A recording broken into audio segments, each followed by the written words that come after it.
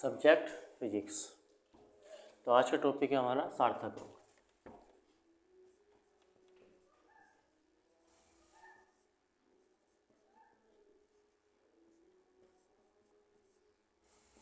सार्थक अंक किसे कहते हैं? उन अंकों की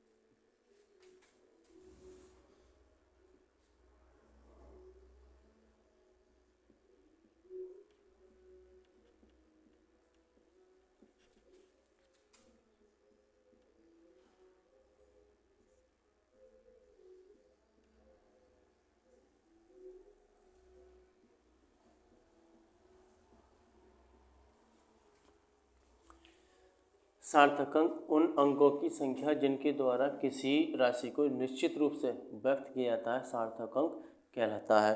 जिससे भी हम निश्चित रूप से व्यक्त करते हैं, किसी भी राशि को निश्चित रूप से जब व्यक्त करते हैं तो उसको हम क्या कहते हैं? सार्थक अंक कहलाते हैं। तो इसके नियम देखेंगे। अच्छा, नियम,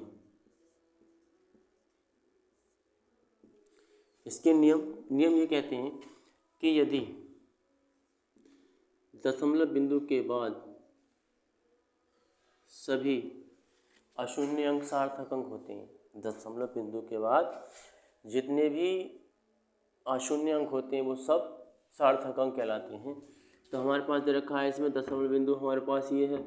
जब हमारे पास दशमलव बिंदु दे रखा हो, दशमलव बिंदु के बाद जितने भी सार्थक अंक होंगे, जितने भी अशून्य अंक होंगे, वो सारे के सारे सार्थक अंक कहलाएंगे। तो इसमें सार्थक अंकों की संख्या कितनी है? इसमें सार्थक अंकों की संख्या हमारे पास है 4। पहले लिख लेंगे कि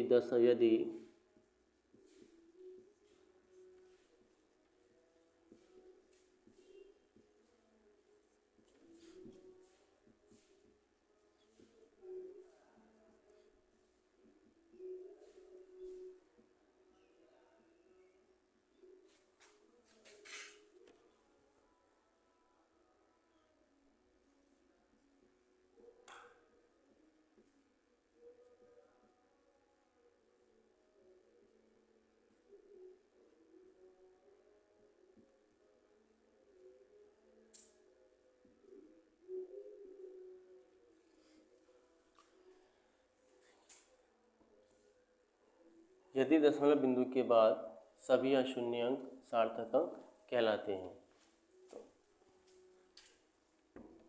दशमलव बिंदु के बाद सभी अशून्य अंक सार्थक अंक कहलाते हैं। तो दशमलव बिंदु के बाद, इसको खत्म करो, दशमलव बिंदु के बाद सभी अशून्य अंक सार्थक अंक कहलाते हैं। तो इसमें सार्थक अंकों की संख्या कितनी होगी? इसमें होगी सार्थक अंकों की संख्या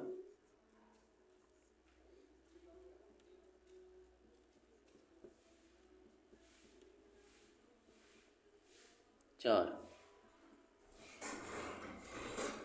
नियम नंबर 1, नियम नंबर 2।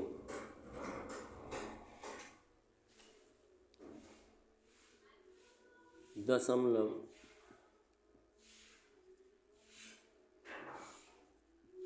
बिंदु के बाद, दशमलव बिंदु के बाद 2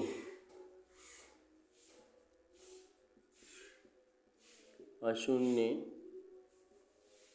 अंकों के बीच में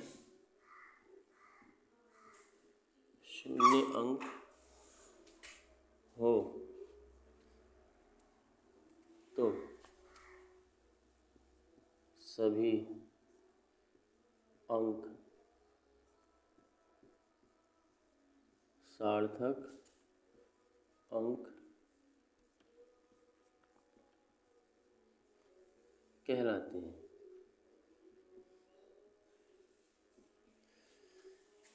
नियम नंबर 1 तो ये हो गया हमारे पास, दशमलव बिंदु के बाद यदि सभी अशून्य अंक दे रखे हो तो वो सार्थक अंक कहलाते हैं। नियम नंबर 2 है, दशमलव बिंदु के बाद दो अशून्य अंकों के बीच में यदि शून्य अंक हो तो सभी अंक सार्थक अंक कहलाते हैं। जैसे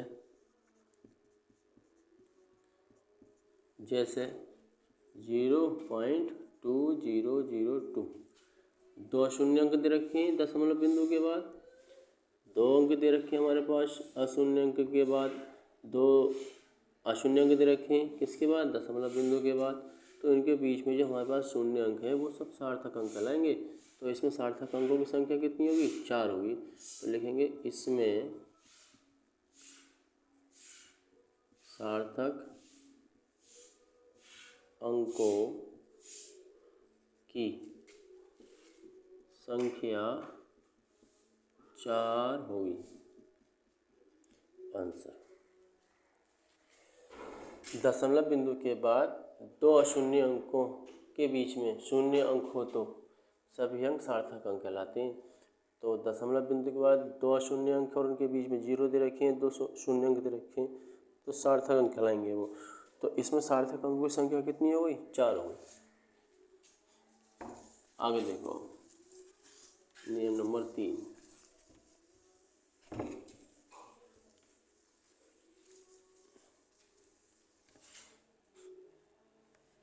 नियम नंबर हमारे पास आ गया 3।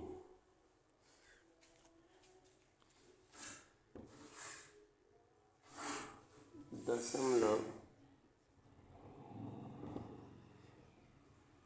बिंदु के बाद दशमलव बिंदु के बाद शून्य अंक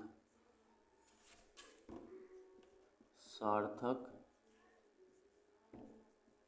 अंक नहीं होता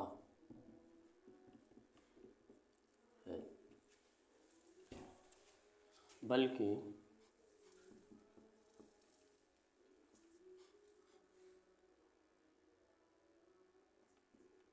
सभी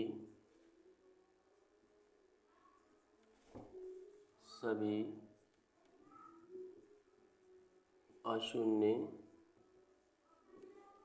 अंक सार्थक अंक होते हैं।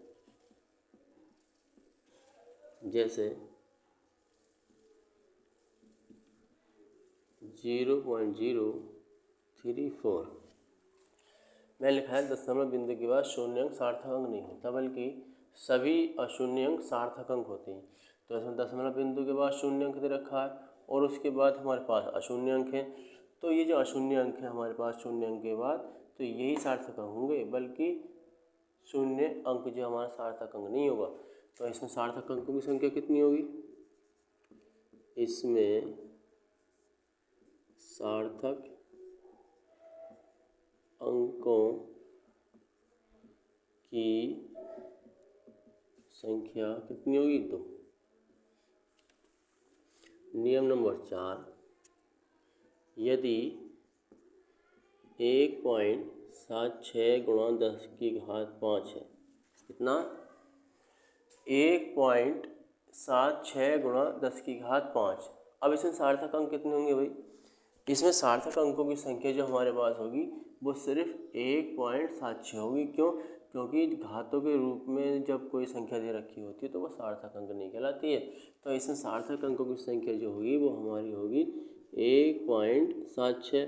तो इसमें सार्थक अंक कितने होंगे इसमें हमारे पास, तो इसमें सार्थक अंक होंगे हमारे, इसमें सार्थक